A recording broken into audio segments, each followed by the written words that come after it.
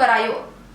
વિકસિત ભારતનો અમૃતકાળ સેવા સુશાસન અને ગરીબ કલ્યાણના 11 વર્ષની ઉજવણીના ભાગરૂપે ભરૂચ જિલ્લામાં વિવિધ કાર્યક્રમો અંતર્ગત ભાજપની પત્રકાર પરિષદ યોજાઈ હતી।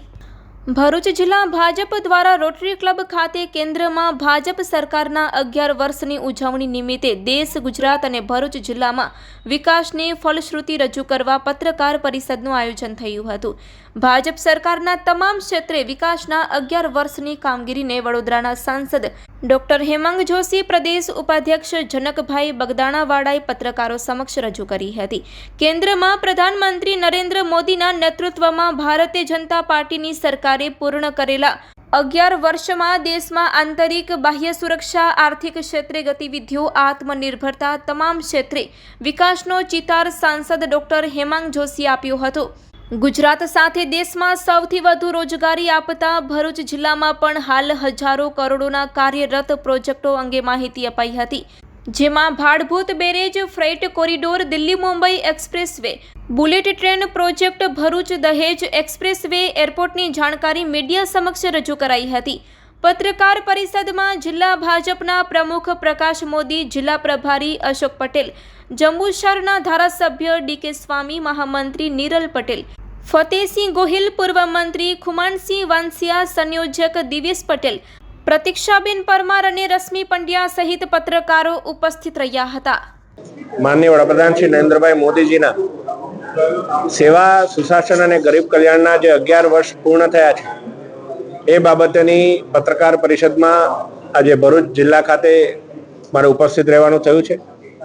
અમારા સાથે અમારા પ્રદેશના ઉપાધ્યક્ષ આદરણીય જનકભાઈ, સંગઠનના પ્રમુખશ્રી, માનનીય ધારાસભ્યશ્રીઓ અને તમામ લોકો સાથે મળી અને મોદી સાહેબના છેલ્લા 11 વર્ષની અંદર કયા પ્રકારે એમણે રિફોર્મ્સ નહીં પરંતુ ટ્રાન્સફોર્મ પર એમણે હંમેશા ધ્યાન કેન્દ્રિત કર્યું છે અને નાના નાના જે સુધારાઓ છે એને લઈને મોટા વિઝન માટેના જે તૈયારી એમણે કરી છે। આ જે કાળ છે 75 વર્ષથી 100 વર્ષનો, એ આઝાદીનો અમૃતકાળ છે અને અમૃતકાળની અંદર વિકાસની નવી ઊંચાઈઓ તરફ લઈ જવા માટે ગુજરાત રાજ્ય પણ કઈ રીતે સુદૃઢ બન્યું છે અને દેશની અંદર પછી દેશની આર્થિક પરિસ્થિતિ હોય, દેશની આંતરિક સુરક્ષા હોય, દેશની બહારી સુરક્ષાને લઈને કોઈ પ્રકારના ખતરાઓ હોય અને દેશ કયા પ્રકારે વૈશ્વિક રીતે પોતાની છાપ છોડી રહ્યું છે, આ તમામ બાબતે તમામ પત્રકાર મિત્રો સાથે પણ વાર્તાલાપ થયો છે।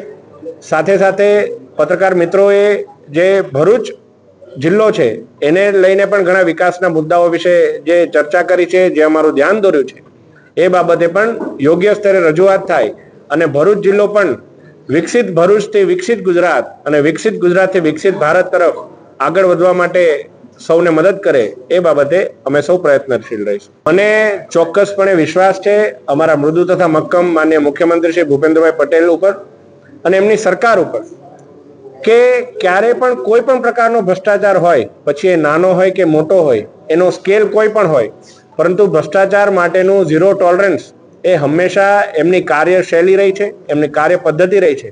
માનનીય મોદી સાહેબના જે 11 સંકલ્પો છે એની અંદર પણ વિકસિત ભારત માટે ભ્રષ્ટાચારના વિરુદ્ધ ઝીરો ટોલરન્સ રાખવું, એ બાબતે અમારા સૌનું એ પ્રકારની કાર્યપ્રણાલી રહી છે। હું માનું છું કે આ બાબતે જે કંઈ પણ યોગ્ય તપાસ છે, તપાસ પણ થશે અને એના માટેના જે કંઈ પણ કાયદાને એનું કામ કરવાનું હશે, હું માનું છું કે કાયદો એનું કામ કરશે। આપ એને સાંસદ તરીકે જુઓ છો, હું માનું છું કે મનસુખ કાકા એ અમારા સૌના વડીલ છે અને એમનું એ અધિકાર છે કે કોઈને પણ ટપારી શકે। એમની ચિંતા હોય, પાર્ટી માટેની ચિંતા હોય છે, એમાં કોઈ પણ આ પક્ષ કે પેલો પક્ષ નથી હોતું, પાર્ટી એક પરિવાર છે। એટલે એમના દ્વારા જે કોઈ પણ લાગણી પણ વ્યક્ત કરવામાં આવી હોય એ પાર્ટી માટેની ચિંતા હોય છે અને તમામ લોકો એમને એટલું સન્માન પણ આપતા હોય છે। એટલે આ એક પરિવારનો મામલો છે ને પરિવારની અંદર હંમેશા સારી બાબત એ છે કે સૌ સાથે મળીને કાર્ય કરતા હોય છે।